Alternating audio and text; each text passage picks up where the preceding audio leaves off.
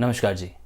पिछली गुफ्तगू में आपने सुना कि कैसे गोपीचंद नारंग साहब अपने बड़े भाई साहब के साथ उनकी ससुराल पहुंच गए, जहां उनकी सगाई हो चुकी थी, और कोठी नंबर 118। इसके बाद आगे क्या होता है ये अभी उनसे बात कर लेते हैं, और हम मिलाने जा रहे हैं उन्हें कॉल।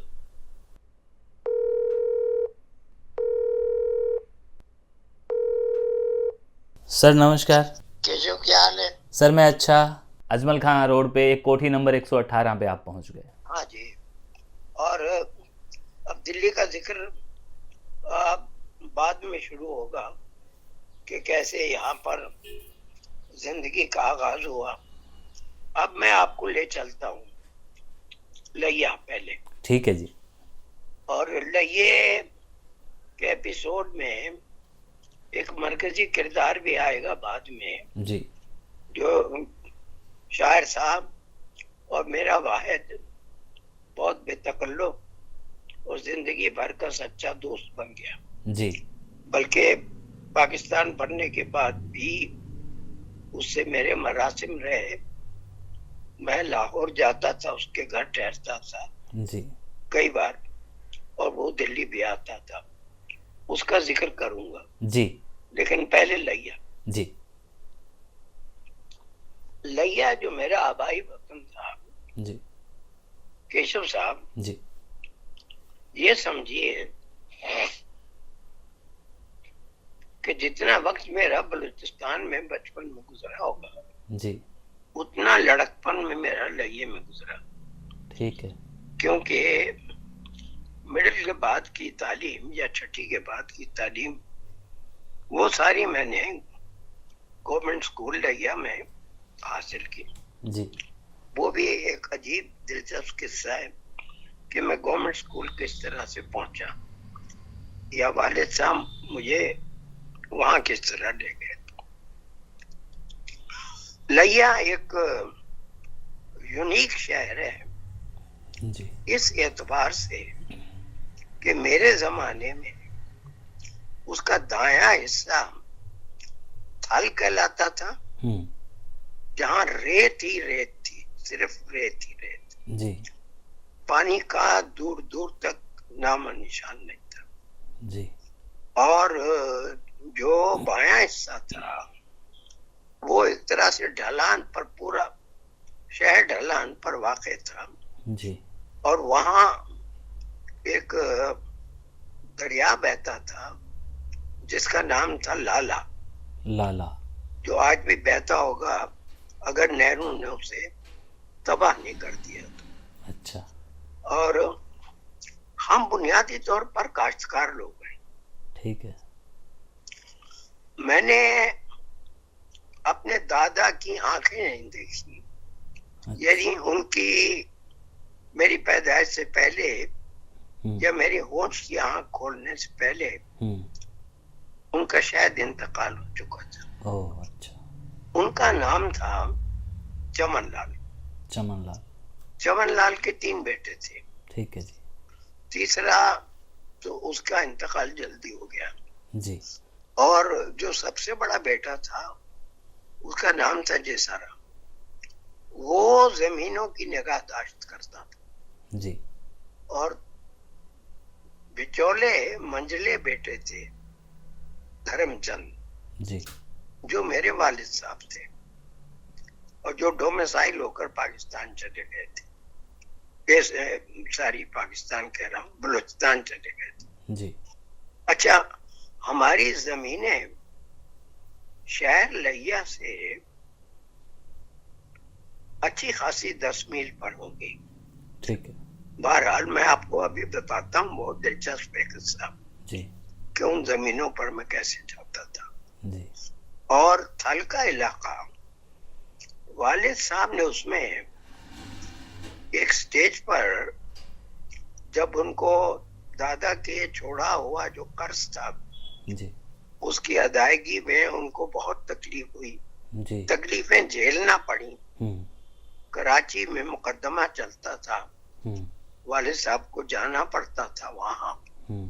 और वो केस वाले साहब हार गए थे और उसके पैसे अदा करने थे, उस कर्ज के महसूद, और वो बहुत बढ़ गया था। वाले साहब यही चाहते थे कि वो असल अदा कर दें और सूद जो है वो जो है यानी गैर कानूनी करार दे दिया जाए।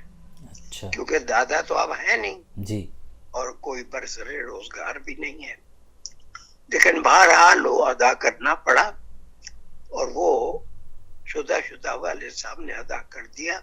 जी, जब उन्हें फुर्सत हो गई, अब उनके 6 बेटे थे मेरे समेत, ठीक है। मैं दूसरा बेटा था, जी, 4 मेरे से छोटे, 1 मुझसे बड़े, जी, जो बाद में वाशिंगटन में एम्बेसी ऑफ इंडिया में मुलाजिम हुए। तो उसके बाद वो रेवेन्यू डिपार्टमेंट में फेडरल गवर्नमेंट में आ गए जी, और वहीं पर उनका वो सिटीजन हो गए वहां के, और अभी 94 साल की उम्र में उनका इंतकाल हुआ है। ओह अच्छा। चलिए, और वाले साहब ने 6 चूके बेटे थे, 6 कनाल का प्लाट लिया। ठीक। कहाँ? थल की तरफ। अच्छा। क्योंकि जमीन उधर सस्ती मिलती थी, 300 रुपए का, और उसमें काफी जमीन थी। और जब जब हम छुट्टियों में आते थे, फुर्सत थी, वाले साहब ने 2-3 कमरे बना लिए थे। ठीक। एक कोठरी बना ली थी मालिक के लिए, जो जमीनों की और जमीनों में जो कुछ उगाया जाता था, सब्जी फल वर, जी, उसकी देखभाल करता था। मुझे याद है वाले साहब तो 10-15 दिन के लिए आते थे, लेकिन चांदनी रातों में हम बाहर निकल के बैठते थे, हवा का मजा लेते थे। वाले साहब से हम गीता या रामायण या कोई पुराण सुनते थे।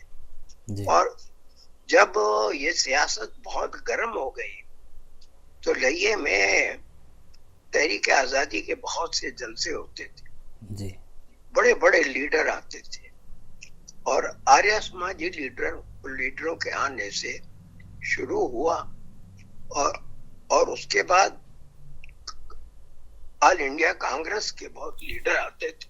जी, हमारे यहाँ पंजाब, पूरे पंजाब में मुस्लिम लीग का कोई वजूद नहीं था। जमींदार पार्टी थी, फिरोज खान नून की पार्टी थी, और जफर अली खान की पार्टी थी, और इस तरह के लोग थे जिनके हाथ में मगरबी पंजाब की सियासत थी। जी, वाले साहब अपनी छड़ी रेत में गाड़ देते थे, और क्योंकि उस जमाने में बहसें जो है हिंदुस्तान की आजादी की बहुत तेज हो चुकी थी, तो वाले साहब कहते थे कि गोपीचंद तकरीर करो, खिताब करो, यूं समझो तुम्हारे सामने मजमा है। अच्छा। वो मौजू देते थे। वाह। जिससे मुझे आदत पड़ी मौजू पर कंसंट्रेट करने। जी। और बीच में जब वो छोड़ के हमें चले जाते थे तो मैं और बड़ा भाई हॉस्टल में रहते थे स्कूल के। जी। उस स्कूल के हॉस्टल में कोने की अलमारी हमारी थी और कोने का पलंग, और बाहर निकल के छोटा था राट था और कुआं जिसमें हम नहाते धोते थे। ठीक है। और आगे निकल के उससे लगा हुआ जो है हॉस्टल का किचन था। मुझे याद है रात को जब काली या पीली दाल पकती थी तो कोई सालन पकता था जी, और उस पे देसी घी का तड़का लगता था जी, और उसकी जो खुशबू, नान लगते थे और उनकी रोटी की जो खुशबू होती है भूखे इंसान के लिए। वो बचपन में उस वक्त जवान होते हुए मेरी उम्र 14 साल होगी, 15 साल, और वो अजीब गरीब कैफियत होती है, कतार लगने की, बारी आने की, खाना मिलने की। उसके बाद आप उसको उस खाने को खुदा का नाम लेकर जिस तरह खाते हैं और एंजॉय करते हैं, वो कैफियत एक अजीब गरीब होती थी जी। मैं दिन रात पढ़ता था, हमेशा अव्वल आता था, मौलवी मुरीद हुसैन का चाहिता शागिर्द था। और गवर्नमेंट स्कूल में जाने की बड़ी वजह ये थी कि उसके सेकंड मास्टर जो साइंस पढ़ाते थे, वो राजा राम साहब, वो मेरे दादा के यानी चमन लाल के छोटे भाई थे। अच्छा। और जो हेडमास्टर थे उनका नाम था मियां फकीर मोहम्मद जी। पगड़ी बांधते थे, बहुत ठसे के आदमी थे जी। और खासा स्कूल में 2 ब्लॉक थे और जो बाया ब्लॉक था बाद में बना था, बहुत खूबसूरत, उसमें 3 4 5 सीढ़ियां थी, ऊंचा था थोड़ा जमीन से। और 12 उसी में हेडमास्टर का कमरा था, उसी में राजा राम साहब भी बैठते थे। और साथ में कोने वाला जो बड़ा कमरा था वो लेबोरेटरी थी। ठीक है। और इधर का पहला कमरा जो ड्राइंग मास्टर का कमरा था। 9वीं और 10वीं में जब सब्जेक्ट्स में चॉइस करना होता था तो चॉइस था ड्राइंग में, साइंस में, उर्दू में, लैंग्वेजेस में, अंग्रेजी में, इस तरह से। मैं चाहता था, मुझे ड्राइंग का शौक था। अच्छा। और मेरे उस्तादों में से एक उस्ताद थे सादत मंद साहब। अच्छा। वो आर्टिस्ट थे। ठीक है। वो दोपहर में 4-5 लड़के जिनको आर्ट का शौक था, हमको कहा, उन्होंने रंग ले आइए, ब्रश ले आइए, पेंसिल ले आइए, रबड़ ले आइए जी, कॉपी ले आइए। वो हमें ड्राइंग सिखाते थे। तो बचपन में काफी मुद्दत तक मैं आर्ट करता रहा। ठीक है।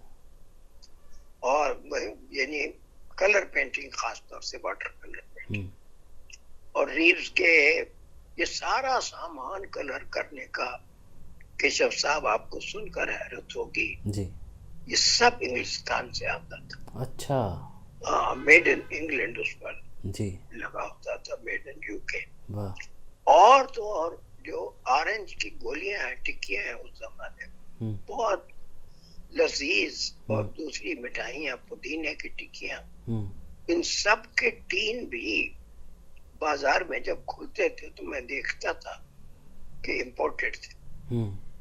हिंदुस्तान में कुछ नहीं, अंग्रेजों ने तकरीबन हिंदुस्तान की देसी इंडस्ट्रियों को तबाह कर दिया था। अच्छा। तो शहर के बीचों बीच जो इलाका था और दूसरे किनारे पर इधर हमारा गवर्नमेंट स्कूल था, उसके सामने थोड़े फासले पर सरकारी अस्पताल था और अब उसके फ्रंट में खुला बड़ा मैदान था जिसमें रामलीला होती थी। और शहर के बिल्कुल आखिर में बरादरी स्कूल था। ठीक है। बरादरी स्कूल जिसको कहते थे, जिसमें ज्यादातर वो आर्य समाजी लड़के वगैरह और दूसरे तीसरे पढ़ते थे। ठीक है। और शहर जहाँ खत्म होता है वहाँ हमारे घर के करीब से ही रेलवे लाइन जाती थी। और वो रेलवे लाइन बरादरी स्कूल से आगे रेलवे स्टेशन था जहाँ पर के रेल 2 मिनट या 3 मिनट रुकती थी, फिर आगे डेरा इस्माइल खान की तरफ चली जाती थी। ठीक है। और इधर मुल्तान की तरफ चली जाती थी जी। बहरहाल उन रेलवे लाइनों को हम तकरीबन रोज क्रॉस करते थे, कभी कभी वालिद साहब के साथ और फिर बाद में अकेले जब होते थे तब नहीं। और शाम को भी मैं सैर करता था अपने बाज दोस्तों के साथ, यानी घूम खेलते थे, सैर क्या करते हुए बच्चे, और रेलवे की एक पटड़ी पर चढ़ने की मशक करते जी। वालिद के जमाने में जब सारे बच्चे छोटे छोटे थे वो हमें ले जाते और रात पर हम ना कपड़े उतार देते और नहाते। सब बच्चे तकरीबन नंगा नहाते थे जी और कोई तौलिए वालिए नहीं होते थे, अंगोछा होता था जी जिससे बदन पूछ लेते थे। जी खैर, मैं आपको एक दिलचस्प बात बताऊं। एक अजीब और गरीब सूरत हाल चौपड़ की तरह शहर बिछा हुआ था। अच्छा मेरे ननिहाल जो थे, मामा, मामू और नाना, ये कपड़े का कारोबार करते थे। ठीक है। और दुकान थी इनकी बजाजे की। और मैंने इनको देखा है लाल, यानी जिसको कहते हैं रजिस्टर से जो जिनमें के वो उधार और पैसों की आमद जी और पैसों का देना लेना वो सब लिखा करते थे। और रस्मुल खत उर्दू इस्तेमाल नहीं होता था। अच्छा। रस्मुल खत इस्तेमाल होता था लिंडे, जी जी। वो गोल गोल। और नाना हमारे बुजुर्ग थे, बूढ़े थे, ऐनक लगाते थे जिसका फ्रेम टूटा हुआ था और एक डड्डी धागे से बंधी रहती। वो जब हम दुकान पर जाते थे शाम को, सिर्फ इसीलिए जाते थे, वो गल्ला खोलकर और हमको एक एक पैसा खर्ची का दिया करते थे। क्या बात है। एक बार मुझे जूती की जरूरत पड़ गई। ठीक है। तो मुझे आज तक याद है कि नाना ने जूती खरीद के दी थी 4 पैसे की। ठीक है। 4 पैसे में जूती आती थी जी। बहुत वो दिलचस्प दुकान थी।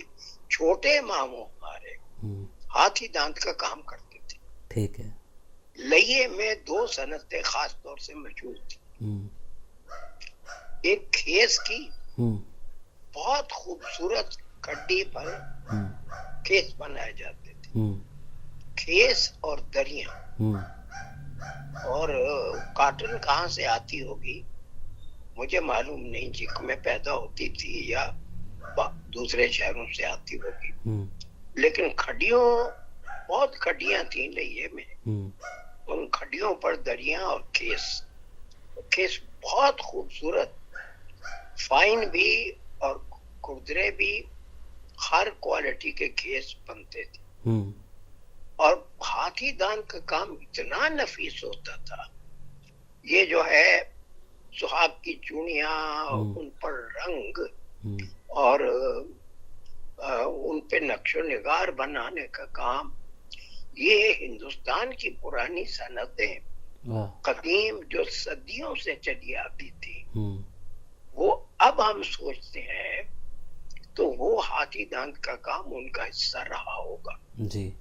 जाहिर है कि हाथी दांत के टुकड़े खरीदे जाते होंगे, आते होंगे, लेकिन ये सब सिस्टम हिंदुस्तान में सदियों से था। और अब मैं आपको बताता हूँ, हाँ, जो चौक था, जब जंग आजादी के नारे जय हिंद और वंदे मातरम आता था, इधर उधर मैं उठा के पढ़ता था। और ये जमींदार भी आता था और प्रभात आता था।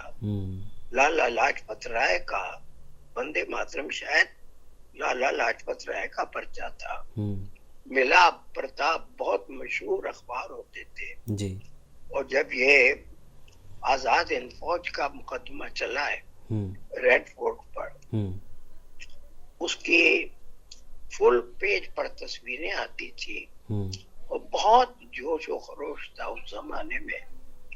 तो रात के वक्त मैं अपने कुछ दोस्तों के साथ, क्योंकि आर्टिस्ट भी था, तो मैं पोस्टर पेंट करके आजादी के हक में अंग्रेजों के खिलाफ, ये रात के वक्त जब कोई न देख रहा हो, 1 बजे यानी 11 बजे के बाद जब बत्तियां भी बुझ जाती थी और सारे बाजार में अंधेरा होता था, उस चौक पर हम किसी न किसी तरह एक दूसरे के ऊपर चढ़ के ऊंचा पोस्टर लगाते थे। जब सुबह को आकर दूर से देखते थे तो पुलिस उस पोस्टर को फाड़ के ले गई थी। ले अच्छा। जाती थी। तो ये दिलचस्प वाक़या है। जी। वो सड़क सीधी दरियाए लाला तक जाती थी। हम्म। और गोधूल का सीन मैं कभी नहीं भूला। हम्म। और गोधूल के दिन गाय की पूजा होती थी। गाय के सींग सुनहरी और चांदी के वर्क से सजाए जाते थे। वाह। गाय को फूलों के हार पहनाए जाते थे। और सारा गल्ला, हम्म। समझिए 100-200 गायों का, दरिया को पार करके खेतों से शाम के वक्त जब शहर के अंदर आता था, हम्म। क्योंकि गाय दूध की सप्लाई ऐसी थोड़ी होती थी जैसी अब है। गाय का दूध दुहा जाता था, बिल्कुल। शाम के वक्त घर घर बांटा जाता था। हम्म। या अक्सर जो साहिब यानी इस्तेदाद थे, उनकी अपनी गाय होती थी जिनकी औकात थी। और वो सीन जब धूल उड़ाती हुई, उधर सूरज डूब रहा है दरिया के किनारे, उसकी रोशनी पड़ रही है और सजी हुई गायें धूल उड़ाती हुई शहर के अंदर दाखिल हो रही हैं, वो मंजर मेरे जहन पर आज भी खुदा हुआ है। ग्रेट। अब सुनिए कुछ लाला की कैफियत। जी। लाला एक अजीब व गरीब दरिया था। अच्छा। वैसे तो सूखा पड़ा रहता था। उसके इधर घाट था। घाट में एक हिस्सा जनाना भी था जिसमें औरतें नहाती होंगी, और दूसरा हिस्सा उसमें घाट में सीढ़ियां थी। और मैं बहरहाल पानी से हमेशा डरता था। अच्छा। लेकिन मेरे पास दोस्त बहुत अच्छे तैराक थे, तो वो ऊंचाई से पानी में छलांग लगाते थे। बहुत पानी आ जाता था। लगिए में तो बारिश नहीं होती थी, या हुई तो कभी कभार हो गई बूंदा बांदी। लेकिन पानी बरसात के बाद लाला एक मुहावन नदी थी, ट्रिब्यूटरी सिंध दरिया, वो पानी सीधा सिंध दरिया में जाता था। और उसके पीछे जिक का मंजर था। और चूंकि दरिया था, दरिया से खूब सिंचाई होती होगी बागात की और खेतों की। और हमारा खेत, जो मतलब है कि दरियाए लाला से कुछ 5 मील और आगे होगा, वहां तक मैं अपने बड़े चचा के साथ मैंने सफर किया घोड़े की पीठ पर। अच्छा। और मेरे बड़े चचा जो है, और जितने मेरे वालिद साहब एक मीक, शर्मीले, मॉडेस्ट, शरीफ, सीधे साधे कपड़े पहनने वाले, उतने मेरे चचा साहिब ज़ौक़ और अजीब व गरीब मिजाज, और पगड़ी बांधते थे बड़ी खूबसूरत सजीली, और घोड़ी रखते थे निहायत उम्दा। और वहां जो है, जो मौजेदार थे, वहां जाके पेड़ों के, शीशम के पेड़ों के नीचे घोड़ी बांध दी जाती थी। तो कभी कभी छुट्टियों में मुझे कहते थे, बेटे आओ आज मैं तुम्हें खेतों पर ले जाऊंगा। तो सुबह को जाते थे, और वो जो मौजेदार होते थे, खेतों पर काम करने वाले होते थे, उनकी बीवियां खाना बनाती थी, बहुत अच्छा गोश्त पकाती थी। फिर वहां पेड़ों के नीचे, शीशम के पेड़ों के नीचे खाटे बिछी रहती थी, और खाट पर बैठकर, खाट ही कुर्सी होती थी, खाट ही सोफा होता था जी, खाट ही मेज होती थी, खाट ही पे मैं अपनी किताबें रखता था जी। मैं दिन भर पढ़ता रहता, और उसी झूले में, उसी चारपाई पर कभी कभी सो भी जाता, और शाम में उनके साथ वापस आता था। ठीक है। ये जिंदा रहे, लगे में शायद फसाद नहीं हुआ। अच्छा। क्योंकि सारे अजीज अकारिब जिंदा सलामत, कोई दिल्ली पहुंचा, कोई रोहतक पहुंचा, कुछ लोग पानीपत में आबाद हुए। और मेरे इन चचा को, जो हमारी काश्तकारी की जमीनें थी, वो दी गई झज्जर में। अच्छा। झज्जर जिला रोहतक। जी तो वहां भी मैं कभी कभी जाता था। जी। और इनका ठस्सा, इनकी पगड़ी, ये सब, यानी ये एक तरह से जिंदगी के बिहेवियर में, और ये ताकतवर मजबूत इंसान थे। और कोई 6 फुट से भी ज्यादा इनका कद होगा। वाह। वाले साहब तो बिल्कुल नॉर्मल बिल्ड के आदमी थे, औसत 5.5 फुट। और मैं अनकॉन्शियसली मिजाजन खूबसूरती का जो अनकॉन्शियस एलिमेंट मेरी एस्थेटिक्स का साइकी में है, गालिबन वो मुझे मेरे इन चचा से मिला। वाह। और घोड़े की पीठ पर हम दरिया, चाहे उसमें दुगयानी हो, चाहे पानी आया हुआ हो, चाहे पायाब हो, घोड़ी की पीठ पर हम सफर करते थे जी। बहरहाल।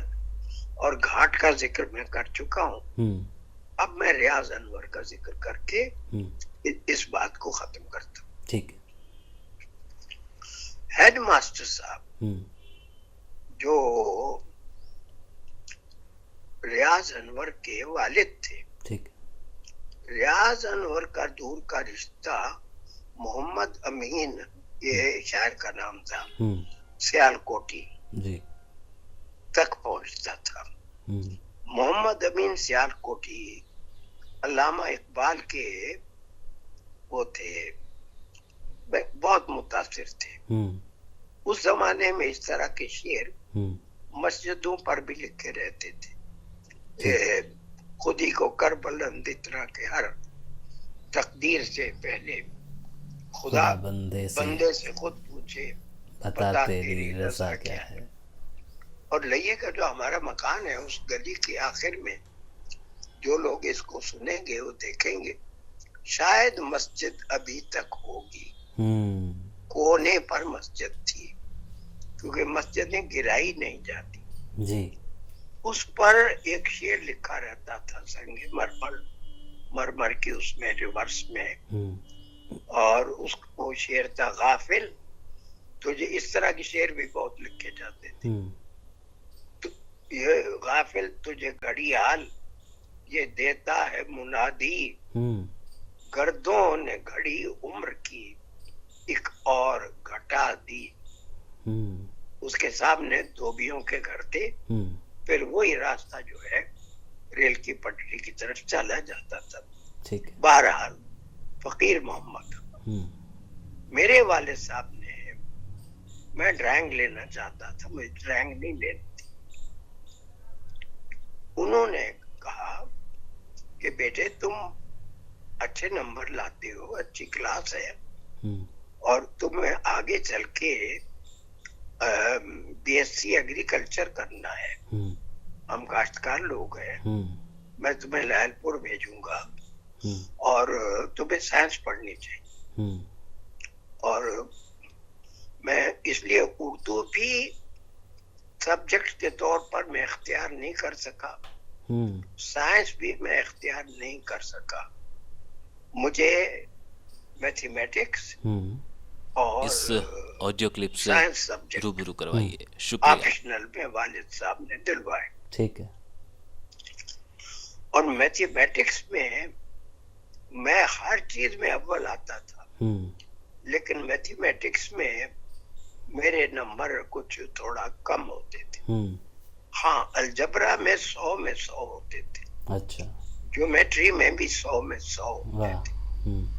तो मेरी कमी जो है इस सब्जेक्ट में मैथमेटिक्स की, वो अलजबरा ज्योमेट्री से हो जाती थी। अब साइंस का किस्सा सुन लीजिए जी। और रियाज अनवर से यारी है जी। वो भी खिलंदड़ा है मेरी तरह। अच्छा। उसकी दिलचस्पी बस में अदब में है। हाँ। और फकीर मोहम्मद खान जो है, और वो तो बहरहाल शेर कहता है। हाँ। और बस में अदब में अपनी गजल सुनाता है। जी। मैं किसी अदबी मौजू पर रतन नासर शार, कभी प्रेमचंद, एम असलम का उस जमाने में बहुत शोरा था जी। गवर्नमेंट कॉलेज में। जो सेंट्रल हॉल था वो एक तरह से उसके किनारों में लाइब्रेरी अलमारियां लगी हुई थी, वो लाइब्रेरी भी था। बीच में बड़ी बड़ी मेजें बिछी हुई थी, उन पे हुमायूं, अदब लतीफ, अदबी दुनिया, डेली अखबार और आलमगीर पर्चा, हुमायूं पर्चा, मशहूर उर्दू के अदबी पर्चे। और उस जमाने में शोहरा था, सबसे ज्यादा मकबूल थे कृष्ण चंद्र। साद हसन मंटो भी सामने आ चुके थे, राजेंद्र सिंह बेदी भी सामने आ चुके थे, और शायर अपनी शायरी शुरू कर रहा था, और फैज की शुरुआत हो चुकी थी। अल्लामा इकबाल की आंखें सन 1938 में बंद हो गई थी। अच्छा। लेकिन बहरहाल उनकी शायरी का दबदबा और उनकी शायरी की जो शान शौकत और उनकी शायरी का जो जबरदस्त असर था वो माशरे में चप्पे चप्पे पर नजर आता था जी। और ये सब अदबी ज़ौक उन रिसालों से मुझे पैदा हुआ। अब साइंस की, केमिस्ट्री की क्लासें जो खुद मेरे छोटे दादा पढ़ाते थे, हम तजर्बे तो करते थे डिस्ट्रक्शन ऑफ मैटर कि नहीं होता मैटर, तो चाहे आप कागज का टुकड़ा जला भी दो मैटर हवा में मौजूद रहता है। इन चीजों को तोलना, लैब में नापना, दूसरे तजर्बे करना, वो सब हम करते थे। ठीक है। लेकिन केमिस्ट्री किताब हमें बड़ी मुश्किल नजर आती थी उसके फार्मूले रटना, ये करना, वो करना, क्योंकि हम खिलंदड़े थे। हमारा अदबी ज़ौक, हमारा ज़ौक बुनियादी तौर पर अदबी था और मिजाज तख्लीकी था। जब इम्तिहान करीब आया और जान छुड़ाने के लिए केमिस्ट्री से मैंने रियाज अनवर को कहा, यार तू आ मेरे साथ, तू इस दरवाजे पर, जब मुझे पता था कि वो फलां रूम में क्लास पढ़ा रहे, अब इस उनके बड़े कमरे में कोई नहीं आएगा, मैं तो उनका एक तरह से पोता हूँ, तो उनके कमरे में जा सकता हूँ। इनको मैंने बाहर खड़ा किया, रियाज अनवर को, चुपके से अंदर गया, उनका संदूक खोला इम्तिहान से एक हफ्ता पहले। अच्छा।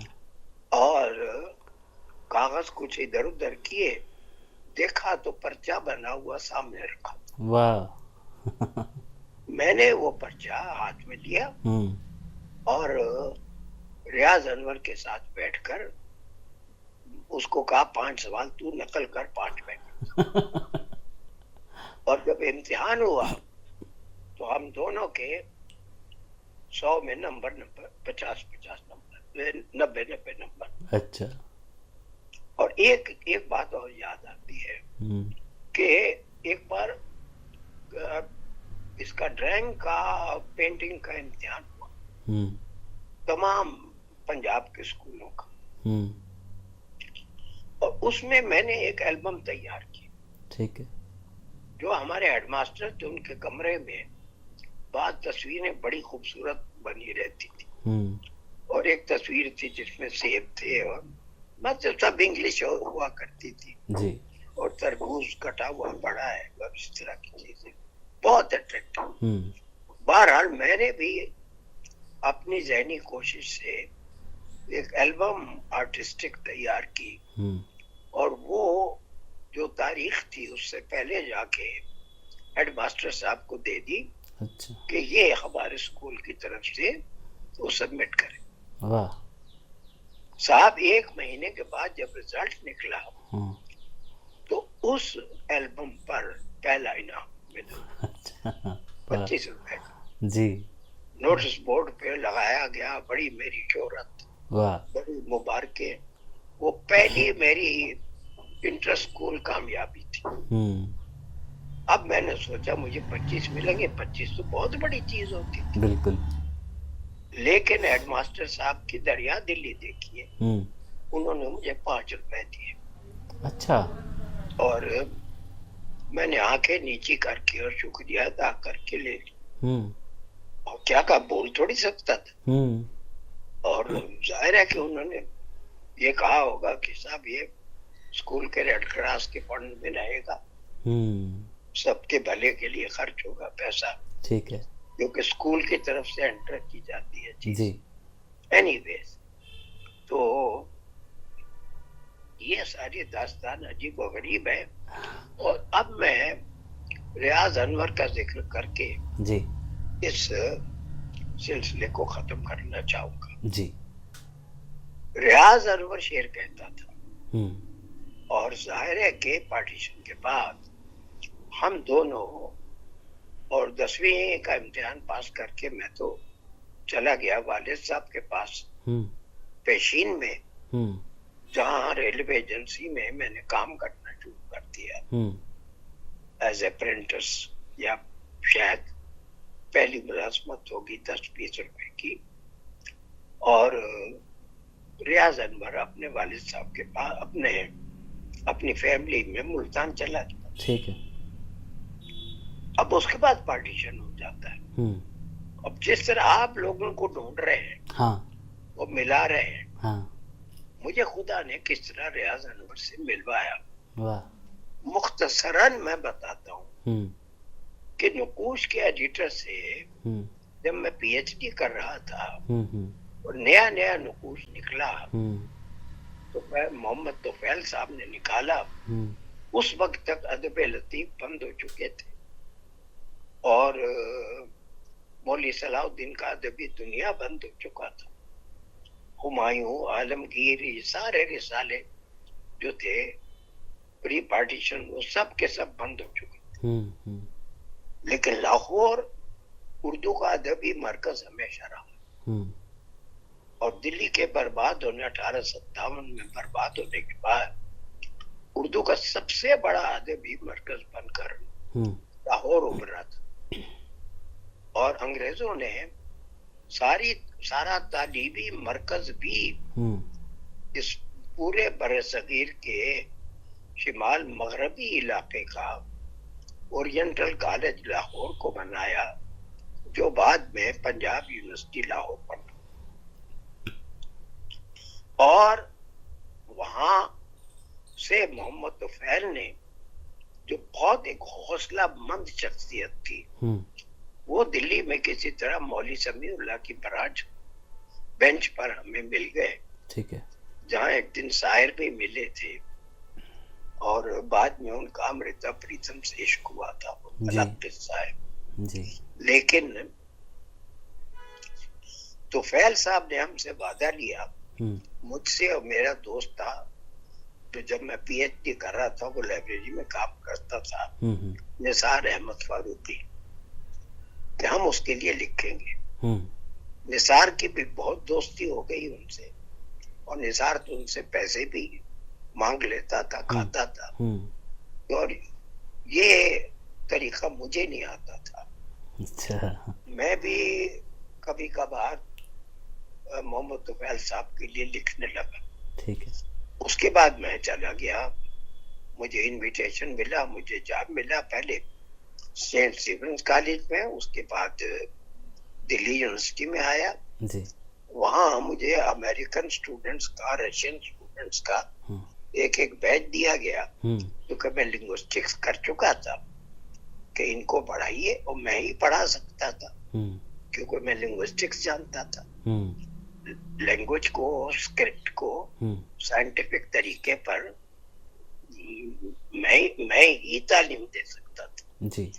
मेरा काम और मेरा पढ़ाने का तरीका दोनों मुल्कों के जो नुमाइंदे थे उनको बहुत पसंद आया। ठीक। एम्बेसी को नतीजतन मुझे विस्कॉन्सिन से भी ऑफर मिला और मुझे मॉस्को से भी ऑफर मिला।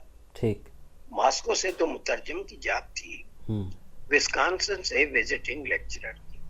ठीक है। और लेक्चरर में पहले था, दिल्ली यूनिवर्सिटी में था, बल्कि उसके बाद रीडर भी हो गया था। और I was the youngest reader in Delhi university at the age of 32।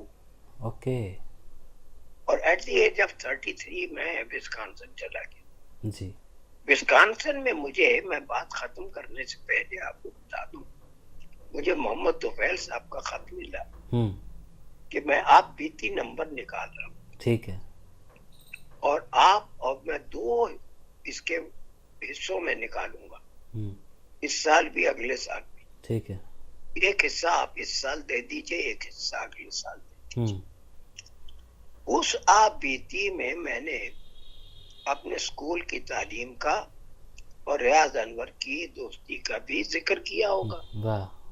और क्वेटे का और बलूचिस्तान का और पैदाइश का और तुर्की का और लोरादाई का और गाजी खान का, ये सब सफर करना, और यानी कुछ वाकयात अपने लड़कपन की सवाने के और विस्कॉन्सिन तक पहुंचने के मैंने उसमें किए होंगे। जी। शुदा ये बात रियाज अनवर को मालूम हो गई। ठीक है। या तो इंतजार हुसैन के जरिए, या किशवर नाहिद के जरिए, या किसी दूसरे अदीब के जरिए जी, जो तुफैल साहब के लिए लिखते थे। बहरहाल रियाज अनवर ने मेरी ड्यूटियां की, और रियाज अनवर से खत किताबत के जरिए मेरे ताल्लुकात बहाल हुए। रियाज अनवर उस वक्त तक, देखिए, कोई कहाँ पहुंचा, कोई कहाँ पहुंचा। मैं अदब के मैदान में आगे बढ़ गया जी। और मैं दिल्ली यूनिवर्सिटी से America Wisconsin, university of Wisconsin तक पहुंच गया जी। विजिटिंग प्रोफेसर बन गया। और रियाज अनवर ने उनको, उनके वालिद ने LLB करवाया जी। और वो पैसा कमाने की मशीन बन गए। और वहाँ वो मुल्तान में प्रैक्टिस करने लगे। ठीक है। बाद में वो जब एडवोकेट हो गए होंगे तो लाहौर हाई कोर्ट में वो प्रैक्टिस करने के लिए लाहौर में आबाद हुए। वहां उन्होंने अपना मकान खरीदा और वहां कयाम फरमाते थे। ठीक है। अपने बेगम के साथ और अपने बच्चों के साथ। उनके बच्चों से आज तक हमारे ताल्लुकात हैं। वाह। और उनकी बेटी के फोन मेरी बेगम साहबा को आते रहते हैं। वाह। बहरहाल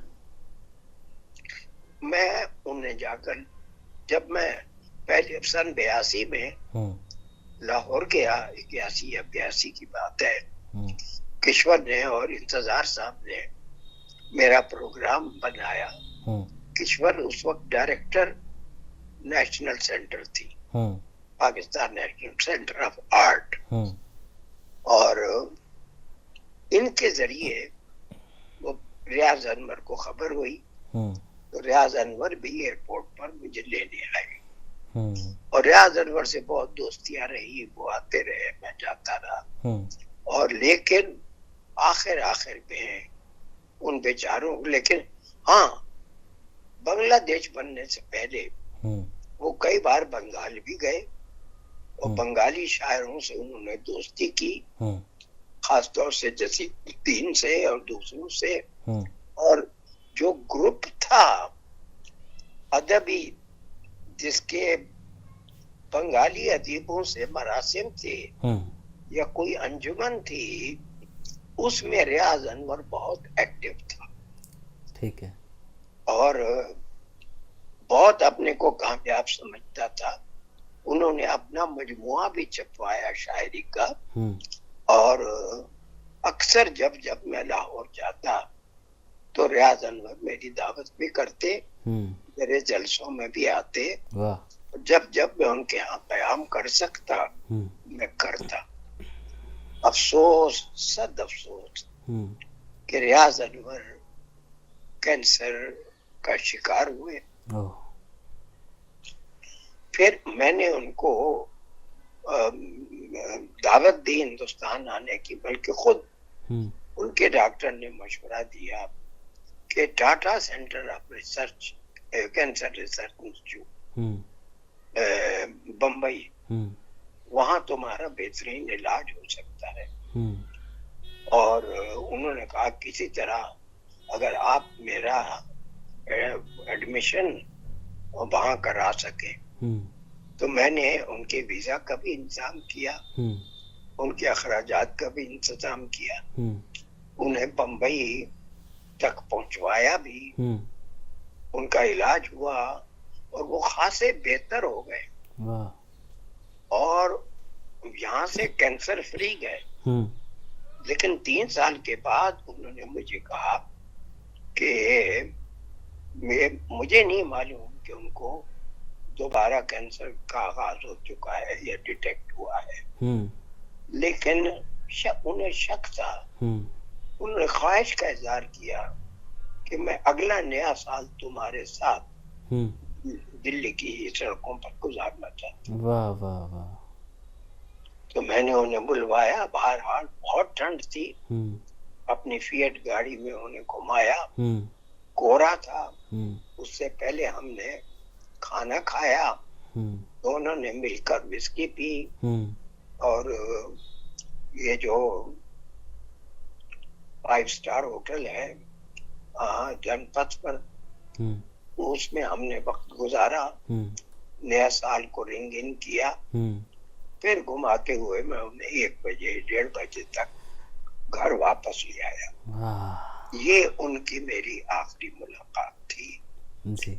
और इसके 1.5 साल बाद उनकी बेटी का मुझे फोन मिला कि अब्बा कार में बैठ के तैयार हो चुके थे, नहा धोकर कपड़े बदल के तैयार होके अपना ब्रीफकेस उठा के पीछे रखा सीट पर और स्टीयरिंग पकड़ने वाले थे कि उनका पैर नीचे की तरफ झुका और उनका सर लुढ़क गया और उनका इंतकाल हो गया। खुदा उन्हें करवट करवट जन्नत नसीब करे। ये मेरे दोस्त थे। उसके बाद मेरे बेहतरीन दोस्त लाहौर में इंतजार हुसैन रहे, नियाज अहमद जो संगे मील के पब्लिशर हैं, उन्होंने अब तक मेरी कोई 25-26 किताबें शाये की हैं। वाह। और लाहौर में मेरे कराची में मेरे बेहतरीन मुरब्बी वो थे जमीलुद्दीन हादी साहब, अंजुमन तरक्की उर्दू के सेक्रेटरी। उन्होंने बहुत तवाज़ो की, हमेशा मेरा क़याम उनके पास रहता था। हर साल तकरीबन वो मुझे याद फरमाते थे और वो गालिब के ददियाल से ख्वाजा मोहम्मद दर्द के और ननिहाल से मिर्जा गालिब का जो की बीवी का जो खानदान था, नवाबों का खानदान लोहारू, उसके अजीजदार थे। जी जी। तो गोया कि लोहारू खानदान के नुमाइंदे थे जी। उसी खानदान से ताल्लुक रहा है फखरुद्दीन अली अहमद का भी और बाद दूसरे गवर्नरों का भी, जिनसे जमीलुद्दीन अली के रिश्ते थे और अक्सर वो दिल्ली आया जाया करते थे। और ये रिश्ते, इनमें से बाज रिश्ते लोग, वक्त गुजरता है, दरिया का पानी बहता है, ज़हे रवानी है उम्रे के दर सफर गुजरत, न वो वक्त रहा न वो सुबह शाम रहे, लेकिन यादें आज भी बाकी हैं। वाह वाह। बहुत शुक्रिया। जी जी जी, बहुत बहुत बहुत शुक्रिया आज की गुफ्तगू के लिए। और कल का वक्त यही रहेगा? बस आज भी ख़त्म हो गया। अच्छा,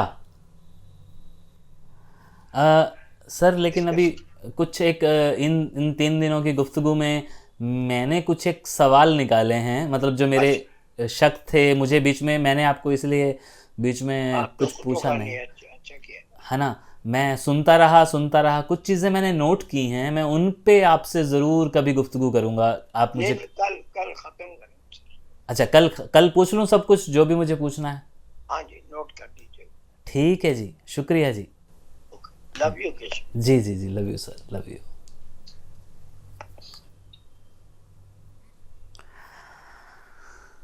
हाँ, तो ये थी हमारी 3 दिन की गुफ्तगू। और आज मैंने 50 मिनट 27 सेकंड तक अपने हाथ को बांधे रखा कि आज का जो गुफ्तगू का टॉपिक था, जो बातें हो रही थी, मुझे वो हाथ बदलने का मौका ही नहीं दे रही थी। बस मैं सुनता रहा। और जो मैंने पहले दिन कहा था कि मैंने उन्हें टोका नहीं, उनसे कुछ पूछा नहीं, वो मैं अब कल करूँगा, क्योंकि बहुत सारी बातें हैं जो मेरे जहन में हैं। और मुझे हो सकता है कि वो 10 मिनट में वो सारे सवालों के जवाब दे दें, और हो सकता है कि वो 2 बार में जवाब दें। तो इंतज़ार कीजिए कल हमारी क्या बातें होती हैं। और कल यानी कि ये आप जब भी ये अगला वीडियो आएगा तब। शुक्रिया।